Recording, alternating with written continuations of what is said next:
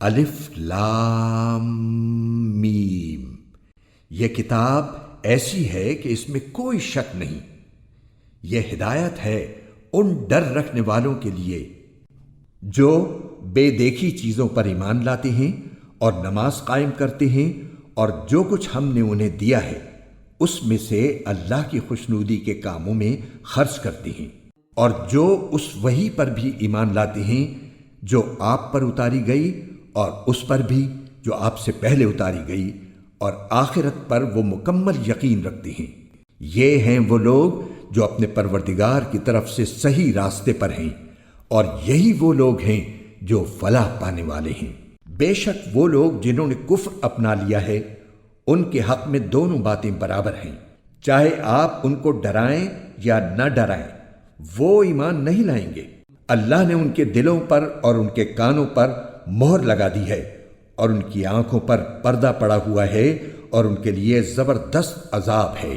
کچھ لوگ وہ ہیں جو کہتے ہیں کہ ہم اللہ پر اور یوم آخرت پر ایمان لے آئے، حالانکہ وہ حقیقت میں مومن نہیں ہیں۔ وہ اللہ کو اور ان لوگوں کو جو واقعی ایمان لا چکے ہیں دھوکہ دیتے ہیں، اور حقیقت تو یہ ہے کہ وہ اپنے سوا کسی اور کو دھوکہ نہیں دے رہے، لیکن انہیں اس بات کا احساس نہیں ہے۔ ان کے دلوں میں روگ ہے، چنانچہ اللہ نے ان کے روگ میں اور اضافہ کر دیا ہے، اور ان کے لیے دردناک سزا تیار ہے، کیونکہ وہ جھوٹ بولا کرتے تھے۔ اور جب ان سے کہا جاتا ہے کہ تم زمین میں فساد نہ مچاؤ تو وہ کہتے ہیں کہ ہم تو اصلاح کرنے والے ہیں۔ یاد رکھو یہی لوگ فساد پھیلانے والے ہیں، لیکن انہیں اس بات کا احساس نہیں ہے۔ اور جب ان سے کہا جاتا ہے کہ تم بھی اسی طرح ایمان لے آؤ جیسے دوسرے لوگ ایمان لائے ہیں، تو وہ کہتے ہیں کہ کیا ہم بھی اسی طرح ایمان لائیں جیسے بے وقوف لوگ ایمان لائے ہیں؟ خوب اچھی طرح سن لو کہ یہی لوگ بے وقوف ہیں، لیکن وہ یہ بات نہیں جانتے۔ اور جب یہ ان لوگوں سے ملتے ہیں جو ایمان لا چکے ہیں تو کہتے ہیں کہ ہم ایمان لے آئے، اور جب یہ اپنے شیطانوں کے پاس تنہائی میں جاتے ہیں تو کہتے ہیں کہ ہم تمہارے ساتھ ہیں، ہم تو مذاق کر رہے تھے۔ اللہ ان سے مذاق کا معاملہ کرتا ہے اور انہیں ایسی ڈھیل دیتا ہے کہ وہ اپنی سرکشی میں بھٹکتے رہیں۔ یہ وہ لوگ ہیں جنہوں نے ہدایت کے بدلے گمراہی خرید لی ہے، لہذا نہ ان کی تجارت میں نفع ہوا اور نہ انہیں صحیح راستہ نصیب ہوا۔ ان کی مثال اس شخص کی سی ہے جس نے ایک آگ روشن کی، پھر جب اس آگ نے اس کے ماحول کو روشن کر دیا تو اللہ نے ان کا نور سلب کر لیا اور انہیں اندھیریوں میں چھوڑ دیا کہ انہیں کچھ سجائی نہیں دیتا۔